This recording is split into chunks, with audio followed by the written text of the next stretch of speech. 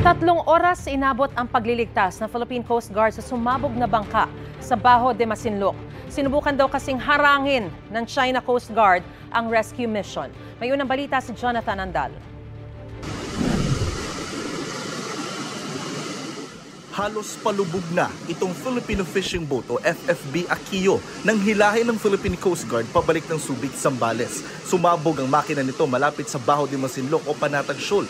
May sakay itong 8 mangingisdang Pilipino. 2 sa kanila ang may second-degree burns kaya nalapnos ang balat. Agad silang nilipat sa BRP Sindangan ng PCG at binigyan ng paunang lunas ng mga Coast Guard nurse. Ayon sa may-ari ng bangka, faulty wiring ang sanhi ng pagsabog ng makina. Pag-start daw po nung makina, may sumabog. Salubungin na lang din po namin.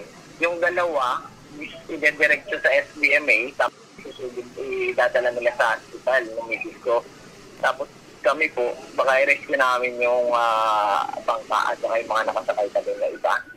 Ang pagsaklolo sa kanila inabot ng 3 oras. Ang rescue mission ng PCG sinubukang harangin ng China kahit sinabihan na nila na re-responde lang sila sa emergency.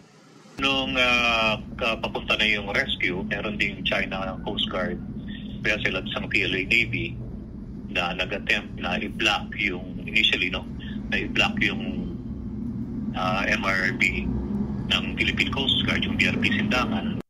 Sabi ni Balilio, nagbanta pa ang mga Chino na arestuhin ang lahat ng mangingisda roon kung hindi sila makikipagtulungan sa kanila.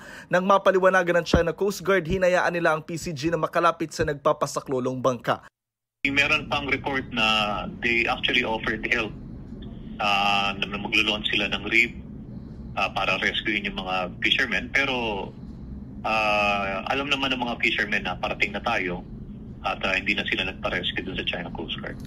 Sabi ng PCG, patunay ang insidente na nakapwesto sa West Philippine Sea ang barko ng Pilipinas na handang sumaklolo sa ating mga mangingisda. Pero sabi ng isang grupo ng mga mangingisda sa Zambales, wala silang nakikitang barko ng Philippine Navy sa Bajo de Masinloc kahit dati na silang humiling na magpasama sa pangingisda. Kaya raw hanggang ngayon, sa gilid-gilid ng Zambales lang sila pumapalaot.